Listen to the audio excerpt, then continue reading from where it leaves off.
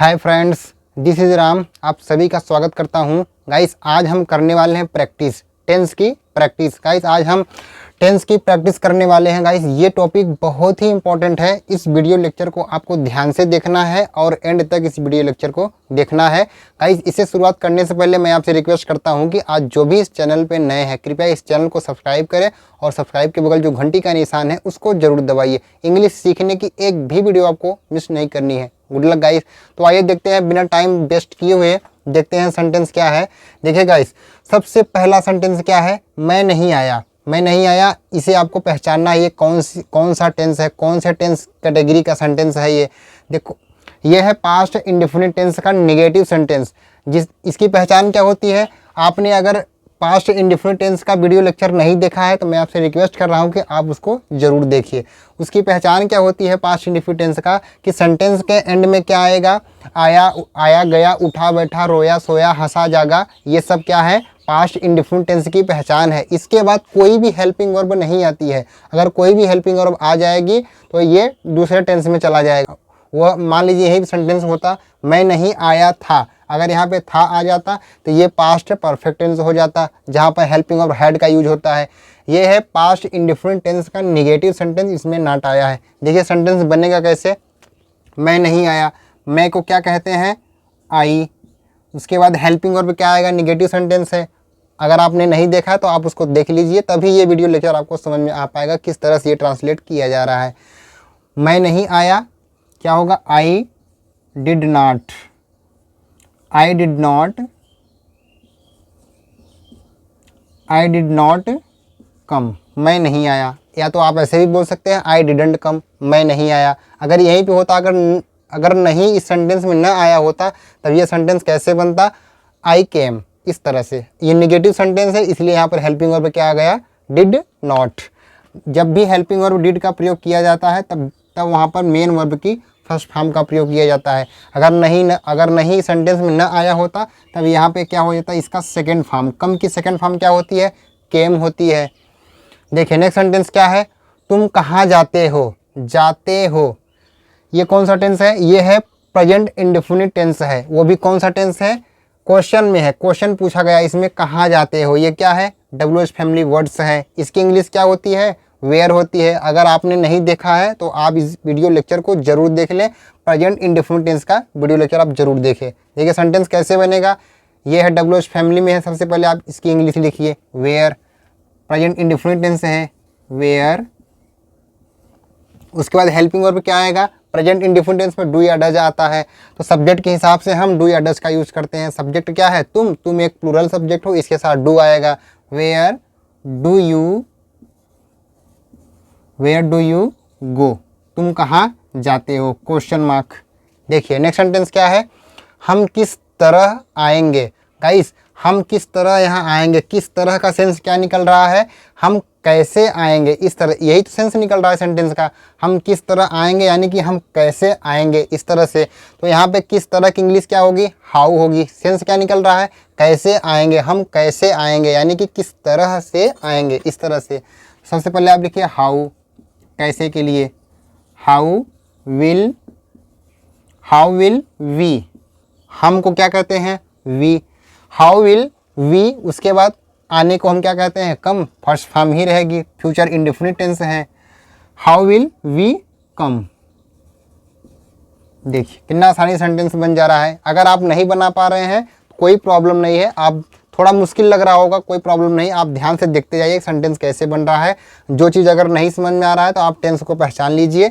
अगर आपने टेंस को भी नहीं पढ़ा है तो आप मेरा पिछला वीडियो लेक्चर एक एक करके आप सब देख सकते हैं। देखिए नेक्स्ट सेंटेंस क्या है? रोहित की बहन कहाँ जा रही है। देखिए जा रही है, ये कौन सा टेंस है? प्रेजेंट कंटिन्यूअस टेंस है। प्रेजेंट कंटिन्यूअस टेंस है। रोहित की बहन, देखिए कैसे बनेगा ये? इसमें हेल्पिंग वर्ब क्या आता है? इज एम आर आती है और मेन वर्ब में ING का प्रयोग किया जाता है। रोहित की बहन, WH फैमिली मेंबर में सबसे पहले वेयर लिखा जाएगा। वेयर इज रोहित सिस्टर, अब रोहित सिस्टर लिखा जाएगा। वेयर इज, इसको तो मैं छोड़ दिया था, इसके लिए sorry. Where is रोहित्स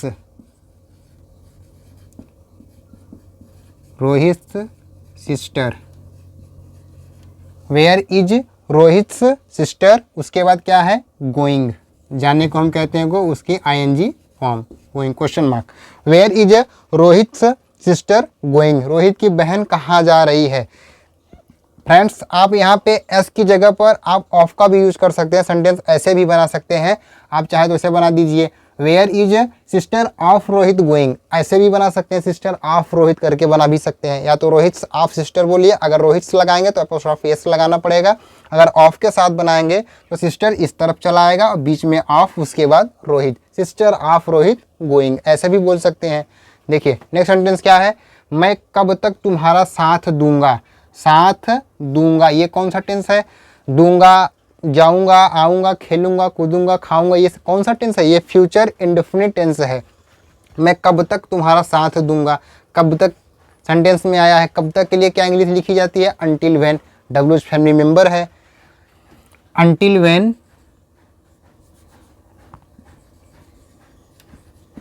until when, उसके बाद अब लिखा जाएगा helping verb will, until when will, उसके बाद अब क्या लिखा जाएगा, मैं कब तक तुम्हारा साथ दूंगा, until when will I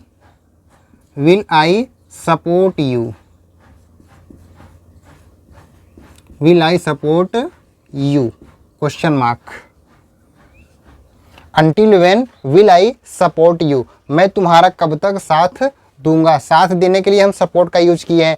guys यहाँ पर आप एक वर्ड का और यूज कर सकते हैं, स्टैंड बाई, सपोर्ट की जगह पर क्या यूज कर सकते हैं, स्टैंड बाई, स्टैंड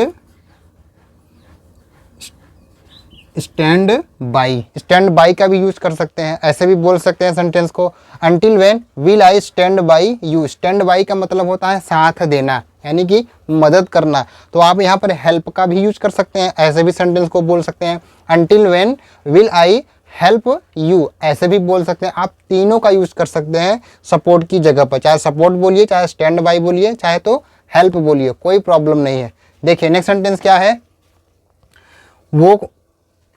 वो किस शहर से आया था, किस शहर से, किस शहर से के लिए क्या लिखा जाता है, in which country, sorry in which country नहीं, from which country, from which country, किस शहर से, किस शहर से यानी कि कौन से शहर से, अभी डब्ल्यूएच फैमिली मेंबर जब मैं लिखवा रहा था तो उसमें लिखा गया है किस शहर से, कहाँ से, ये सब लिखा गया है, तो आप उसको जरूर देखें और एक एक वीडियो लेक्चर को आप देखिए और याद करिए और प्रैक्टिस करिए, तभी ये वीडियो लेक्चर आपको समझ में आ पाएगा, मैं यही आपसे बार बार कह रहा हूँ। देखिए वो किस शहर से आया था, सबसे पहले किस शहर से, ये डब्ल्यूएच फैमिली मेंबर है, किस शहर की इंग्लिश क्या होती है, from which country, from which country,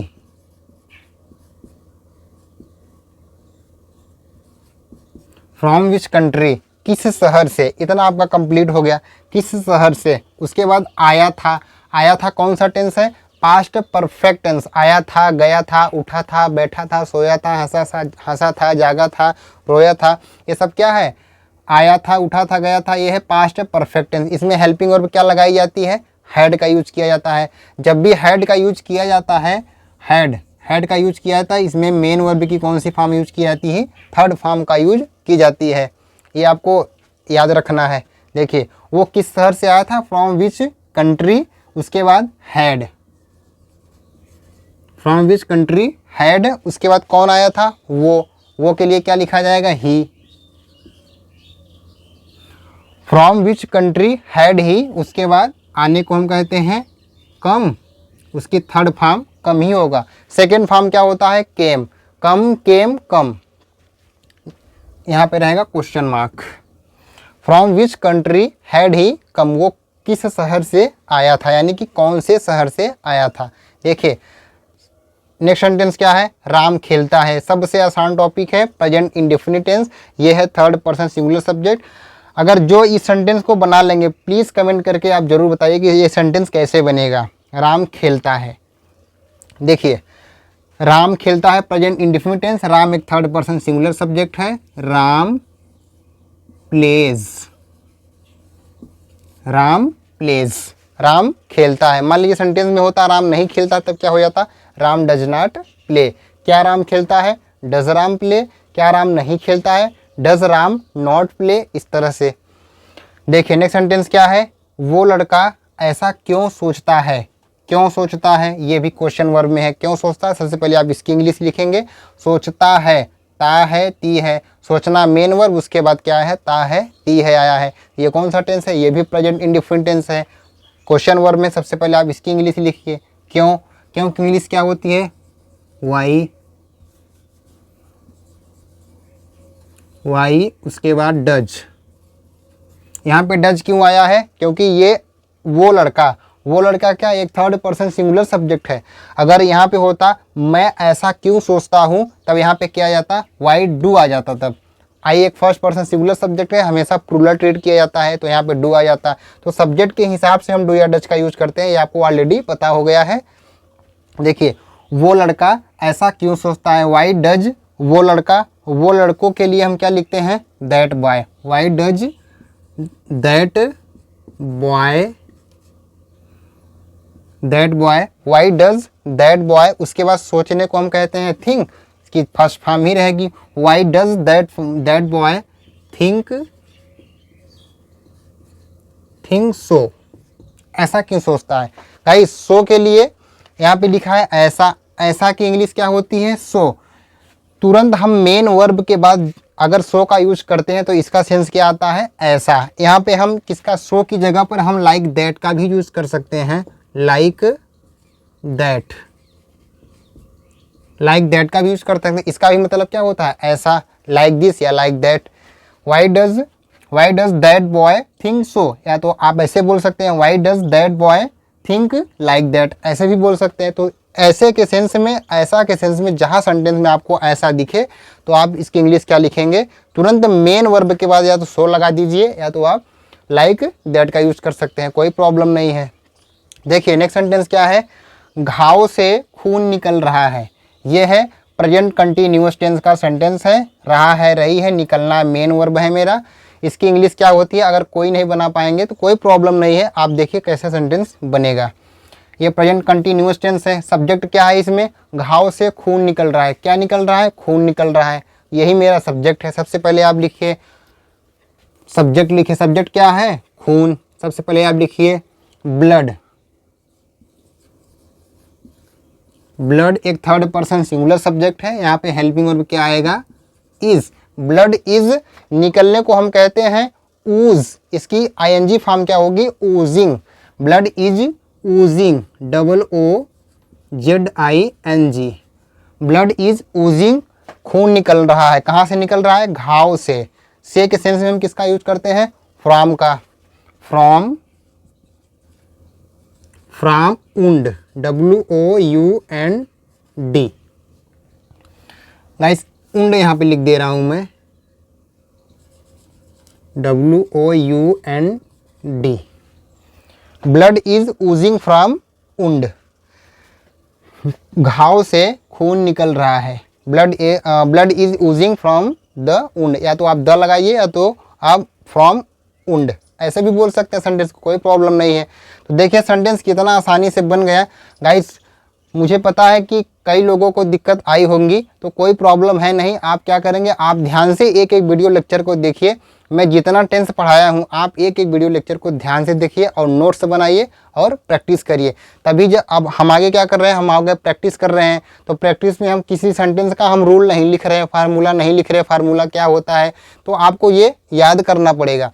ये तो आपको याद नहीं करना पड़ेगा, जितना हमने टेंस पढ़ा है उसको याद करना पड़ेगा कि इस सर ने कि सेंटेंस में क्या क्या रूल बताया है। अगर रूल आपको याद हो जाएगा तो आप ये भी सेंटेंसेस बहुत आसानी से बना पाएंगे। तो देखिए लास्ट सेंटेंस क्या था, घाव से खून निकल रहा है, blood is oozing from wound, from the wound ऐसे भी बोल सकते हैं, from the wound. Article the का यूज कर सकते हैं। हालांकि द का यूज कहाँ पे होता है कहाँ पे नहीं होता है, जब हम आर्टिकल पढ़ेंगे उसमें सब कुछ पता लग जाएगा। तो गाइस आप बताइएगा कि ये वीडियो लेक्चर आपको कैसा लगा, कमेंट करके जरूर बताइएगा। गाइस आप जितना हो सके उतना प्रैक्टिस करिए, आप प्रैक्टिस करेंगे तभी इंग्लिश बोल पाएंगे, तभी आप सीख पाएंगे। तो मिलते हैं नेक्स्ट वीडियो में। Thank you so much for watching this video. See you in the next video. Take care and good bye.